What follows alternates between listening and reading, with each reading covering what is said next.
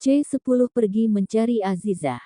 Satria merebahkan kepala di kursi kerja, ia menatap langit ruangan tersebut, dan tiba-tiba bayangan sang istri melintas di kepalanya, netranya yang cantik serta memancarkan sinar dari dalam sana sehingga mampu membuat Satria mengambil keputusan untuk menikahinya. Ada rasa sakit dan juga takut dari netra itu, sehingga membuat langkah Satria bergerak maju satu langkah dan ia berhasil melamar wanita itu pada hari pernikahannya dengan pria lain. Bukankah aku hanya pengganti? Gumam Satria kemudian, lalu mengusap kasar rambutnya. Ceklek. Satria segera menatap pintu yang terbuka. Sebelum masuk kau harus mengetuknya lebih dulu, ketus Satria. Yang jelas ia mulai kesal melihat wajah Bella yang datang mengunjunginya. Kau sudah tiba di sini sejak tadi pagi, tapi kenapa tidak mengabariku? Tanya Bella, yang langsung duduk di kursi yang ada di depan meja Satria. Siapa kamu? Aku harus memberitahumu. Satria menatap dingin ke arah Bella. Aku ini tunanganmu, dan aku calon istrimu. Untung saja Tante Astuti memberitahu kalau kamu sudah kembali. Sampai kapan kau akan bersikap begitu kepadaku? Sampai kau berhenti menggangguku. Timpal Satria lalu berdiri dari tempat duduknya. Jika aku tidak mau, Bella menatap Satria yang berjalan ke arah pintu, dan pria itu menolehnya. Jika kamu tidak bisa, aku bisa terus bersikap kasar padamu. Tegas Satria. Blam. Pintu ruangan direktur tertutup kembali. Anita, tolong kamu usir perempuan yang ada di ruangan saya akan pergi meeting. Kebetulan Anita datang untuk bertemu dengan Satria. Pak, bawa ini juga kalau mau meeting. Saya akan mengurus Nona Bella. Anita memberikan satu berkas penting kepada Satria, dan pria itu segera mengambil serta ia membawanya bersama. Ceklek, aku tahu, kamu pasti akan kembali lagi, ujar Bella, sembari memutarkan kursinya. Anita. Lanjutnya menaikkan satu alisnya, melihat Anita yang datang ke ruangan Satria. Nona Bella, mari ikut saya. Pak Satria meminta saya untuk mengusir Anda dari sini. Anita menghampiri Bella. Kamu berani mengusirku? Bella bangkit dari tempat duduknya. Saya tidak berani, tapi ini perintah. Ucap Anita kemudian, sembari melipatkan kedua tangannya di dada. Sial, umpat Bella, sembari mendorong tubuh Anita saat melewatinya. Blam. Bella membanting pintu ruangan tersebut, membuat Anita memejamkan matanya, lalu tersenyum smirk saat mengetahui ia berhasil mengusir Bella. Dasar ulet bulu, udah diabaikan masih saja datang mengganggu, ujar Anita kemudian, pergi meninggalkan ruangan tersebut. Anita adalah sekretaris yang paling dipercayai oleh Satria. Wanita itu sudah bekerja lama di perusahaan Adipurna sebelum Satria menjabat sebagai direktur di sana. Rumah Purna. Azizah yang baru saja selesai mandi, dan sudah berpakaian rapi, ia segera keluar dari kamarnya, berniat untuk membantu pelayan. Ceklek. Ah, Nyonya muda, sapa Bi Atun. Azizah tersenyum. Panggil Azizah saja Bi. Ini Bibi bawakan sarapan untuk Nyonya. Saya pikir Nyonya tidak akan keluar dari kamar, lanjut Bi Atun kemudian. Terima kasih Bi. Saya akan makan di meja makan saja. Azizah mengambil nampan di tangan Bi Atun. Nyonya, kalau ada perlu apa-apa, panggil saya saja, panggil Rani juga boleh, kami bekerja di sini untuk melayani majikan kami. Terima kasih Bi, biar saya sarapan dulu, apa masih dibilang sarapan sudah jam 10, tukas Azizah yang tersenyum, lalu berjalan ke arah meja makan. Atun memperhatikan wanita yang berpakaian serba hitam itu, lengkap dengan cadarnya. Bahkan Atun dapat melihat betapa lembutnya tangan Azizah. Ia yakin ada aura bidadari yang tersembunyi di balik cadar itu. Bi Atun, apa yang kamu lakukan di sini? Tanya Rani yang menghampiri Atun. Tidak ada, ayo bekerja lagi. Nanti kalau Nyonya besar tahu kita bermalasan, dia akan memotong gajimu juga gajiku, ungkap Atun, sembari mengajak Rani kembali bekerja. Sementara itu, Azizah sedang menikmati sarapannya di meja makan, tak lama kemudian bel rumah berbunyi. Ting, tong. Seperti ada yang menekan bel, gumam Azizah, lalu meletakkan sendok dan garpu di atas piring yang sudah selesai sarapan. Ting, tong, ting, tong. Ceklek, kenapa sih? Lama sekali membuka pintunya, ketus Astuti, belum melihat kalau yang buka pintu adalah menantunya sendiri. Maaf, tadi saya sedang makan. Kamu, Astuti menaikkan satu alisnya. Lalu dari belakang Astuti muncul Bella yang pulang bersama dengan Astuti. Tan, siapa ini? Pembantu baru. Dandanannya aneh sekali. Tukas Bella, sembari memperhatikan Azizah dari atas sampai ke bawah. Memang berbeda dengan penampilan Bella yang serba modis dan glamor itu. Ini perempuan yang kuceritakan tadi, Astuti menatap sinis ke arah Azizah. Oh, ini wanita yang dinikahi oleh calon suamiku. Bella mendekatkan diri kepada Azizah, dan kini keduanya hanya berjarak 1 jengkal tangan saja. Tentu saja ucapan Bella tadi membuat Azizah terkejut, bahkan ia memegang dadanya, sedikit syok oleh ucapan Bella. Aku tidak peduli, kamu istrinya atau bukan, tapi yang jadi istri di masa depan Satria tetap aku. Kami sudah berpacaran lebih dari 6 tahun, dan tidak mungkin dia akan berpaling dengan wanita model begini. Pungkas Bella, dengan tatapan sangarnya. Azizah tersenyum, namun, Bella dan Astuti tahu, kalau Azizah sedang tersenyum kepada mereka berdua. Kenapa Anda harus menceritakan itu kepada saya? Itu urusan Anda dengan suami saya tidak pernah tahu hubungan kalian, dan saya tidak mau tahu. Ujar Azizah kemudian. Astuti yang berdiri dengan melipatkan tangannya di dada, segera melepaskannya saat mendengar ucapan itu. Kamu berani berkata seperti itu kepada calon menantu saya? Teriak Astuti. Saya tidak berani, tapi yang saya katakan memang benar adanya. Saya tidak peduli dengan hubungan mereka ibu mertua. Plak, lancang sekali kamu memanggil saya ibu mertua. Sampai kapanpun saya tidak akan menganggap kamu menantu saya. Teriak Astuti lagi, setelah satu tamparan melayang ke arah pipi Azizah, Bella melihatnya dengan senyuman kemenangan di bibirnya. Apa yang terjadi? Seru Biatun, saat mendengar suara tamparan, ia segera berlari untuk melihat. Biatun melihat Azizah yang sedang memegang pipinya, pasti masih terasa begitu sakit. Biatun, urus wanita ini, jangan biarkan dia mengganggu calon menantu saya. Setelah mengatakan itu, Astuti segera membawa Bella menuju ruang keluarga.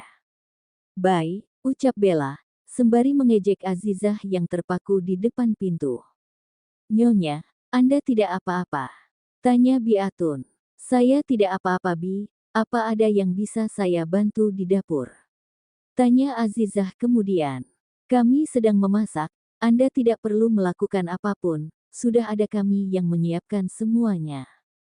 Biarkan saya membantu, saya juga tidak ada kegiatan yang lain. Biatun pun hanya bisa mengiyakan apa yang diinginkan oleh Azizah.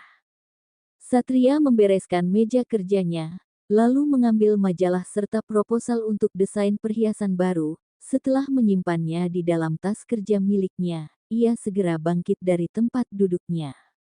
Jam di ruangan tersebut menunjukkan pukul 22. Satria segera mengambil tas, dan berniat untuk pulang. Blam. Satria menutup pintu ruangannya dengan kart yang ada di tangan. Loh, Bapak belum pulang? Tanya Anita saat melihat Satria yang baru saja keluar dari ruangannya. Ini baru mau pulang. Kamu sendiri, kenapa masih di sini? Bukankah seharusnya karyawan pulang jam 3 sore, dan kamu jam 8, kenapa masih di sini? Keduanya saling berhadapan satu sama lain. Saya baru selesai memilih kertas desain ini, dan ini menurut saya yang terbaik ada di sini 10 lembar lagi, dan Bapak yang harus memutuskannya, dan aku yakin ini pasti tidak akan pasaran modelnya. Tukas Anita memberikan satu map merah dengan isi 10 lembar gambar desain perhiasan. Aku akan memeriksanya di rumah, kalau begitu aku duluan, dan kamu juga segera pulang. Baik Pak, Satria dan Anita memilih lift yang berbeda, karena Anita khusus lift karyawan. Tiba di mobil, Satria bahkan belum menyalakan mesin mobilnya, malam ini adalah malam pertama antara Satria dan Azizah tinggal dalam satu kamar. Satria masih belum terbiasa, selain rasa penyesalan karena terburu-buru dalam mengambil langkah dan keputusan, ia juga merasa bersalah telah mengikat Azizah dengan tali pernikahan tersebut. Tanpa berpikir lama lagi, Satria pun segera menyalakan mesin mobilnya dan bergegas melaju agar segera tiba di kediaman Purna. Asteris asteris asteris. Satpam yang berjaga di jam malam membuka pintu pagar untuk Satria, dan ia segera menghentikan mobilnya tepat di depan teras. Satria tidak menyimpannya di garasi. Satria mengeluarkan kunci cadangan rumahnya, karena ia tahu di jam ini semua pelayan sudah tidur dan beristirahat. Ceklek. "Sat, kamu baru pulang?" tanya Astuti, saat melihat Satria yang membuka pintu. Astuti berdiri tidak jauh dari depan ruang tamu. "Mama belum tidur, aku sengaja membawa kunci cadangan, agar tidak membangunkan kalian. Hari ini ada beberapa meeting yang selesai begitu telat, jadi membuat Satria harus pulang terlambat." Satria menghampiri sang ibu, dan keduanya terlihat sedikit mengobrol. "Di mana Papa?" Satria tidak melihat adanya Adi di tempat itu. "Papamu sedang merajuk, ia ada di kamar, kamu tidak perlu khawatir, Mama akan menanganinya nanti, kamu buruan masuk kamar Gih, dan mandi, terus langsung tidur," ujar Astuti kemudian, tentu saja membuat Satria curiga, bagaimana tidak, Astuti belum menerima Azizah, bagaimana bisa ia menyuruh anaknya langsung ke kamar. Satria ke kamar dulu Ma. Iya sayang, dengan senyuman tipis yang mengembang ke arah Satria, membuat pria ini semakin bingung. Apa yang terjadi? Tadi pagi Mama marah-marah, tiba malam ia tidak berhenti tersenyum, gumam Satria yang kini berdiri di depan pintu kamarnya. Ceklek, pintu kamar terbuka, wanita itu duduk di depan meja rias, sembari menyisir rambutnya. Satria langsung memalingkan wajahnya tanpa melihat cahaya yang terpantul di kaca rias. Blam. Satria menutup kembali pintu kamar, dan ia masih berdiri di depan pintu tanpa membalikkan tubuhnya. "Kamu sudah pulang," seru wanita itu, menghampiri Satria dan memeluknya segera, tapi membuat Satria terkejut dan segera melepas pelukan itu, saat ia mengenali suara dari wanita tersebut. "Bella," teriak Satria dengan keras, saat melihat wajah Bella yang tersenyum ke arahnya. "Sedang apa kamu di sini? Di mana Azizah?" tanya Satria kemudian, yang tidak melihat adanya Azizah di dalam kamar. "Azizah," gumam Bella, sembari melipatkan kedua tangannya di dada, lalu menatap Satria dengan tatapan genitnya. "Di mana Azizah?" tanya Satria lagi, tapi kali ini ia mencengkram kuat lengan Bella, sehingga membuat wanita ini meringis kesakitan. "Au, Sat, itu sakit, lepas. Katakan, di mana Azizah?" "Dia ada di kamar Biatun." Satria segera menghempas tubuh Bella ke lantai, wanita itu segera berdiri dan membenarkan lingeri yang ia kenakan untuk menggoda Satria barusan. Ceklek, keluar, titah Satria, tanpa melihat ke arah Bella. "Sat, jangan perlakukan aku begini, kita pasti bisa seperti dulu lagi." Bella memeluk lengan Satria. "Keluar!" teriak Satria kemudian, membuat Bella terkejut, dan segera keluar dari kamar Satria. "Bella, kenapa kamu di sini?" tanya Astuti saat melihat calon menantunya di luar kamar Satria. "Kenapa Mama menyuruh dia tinggal di kamarku? Aku sudah punya istri dan kalian malah mengusir istriku dari kamar ini." Satria menatap sang ibu kemarahan. "Apa yang terjadi?" seru Adi yang baru saja keluar dari kamarnya, lalu mendengar suara ribut di depan kamar Satria. "Bella, sedang apa kamu di sini? Bukankah Om menyuruh kamu untuk pulang? Ini sudah larut malam, tidak bagus seorang perempuan tinggal di rumah laki-laki," ungkap Adi. Bella melirik ke arah Astuti mencari pembelaan. "Pah, urus kedua orang ini, aku akan pergi mencari Azizah." Satria segera pergi. Di saat Bella ingin menyusul Satria, Adi melarangnya. "Lebih baik kamu pulang dulu, bisa datang besok lagi ke sini, tapi usahakan jangan datang di saat kami tidak ada di sini," tegas Adi. "Pah, Bagaimana bisa kamu menyuruh Bella untuk pulang? Ini sudah larut malam. Kalau kamu khawatir dengan keadaannya, kamu boleh ikut pergi sekalian. Mendengar ucapan sang suami membuat Astuti terdiam dan mengerutkan dahinya. Sopir akan mengantarmu. Lanjut Adi kemudian, sebelum pergi, ganti bajumu dulu, tidak pantas berpakaian begini di dalam rumah seorang pria yang memiliki istri. Bella segera berlalu ke kamar tamu untuk berganti pakaian. Ma, kamu urus wanita itu, jangan sampai aku melihatnya, bikin malu saja, kalau tetangga sampai mengetahuinya. Setelah mengatakan itu, Adi segera kembali ke kamarnya, dan Astuti menghela nafasnya berkali-kali.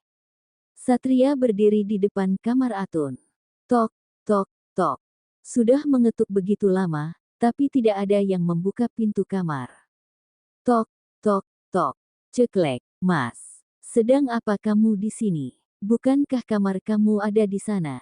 Sambil menunjuk ke arah kamarnya, Azizah tidak menjawab, ia hanya diam saja. Kembali ke kamarmu, titah Satria, yang langsung membalikan tubuhnya, kembali ke kamar. Azizah pun mengikutinya dari belakang. Di saat Azizah melewati tempat itu, ia melihat Bella dan Astuti yang sedang menatapnya penuh dengan kemarahan. Azizah mengabaikan dua orang itu, dan segera masuk ke kamar.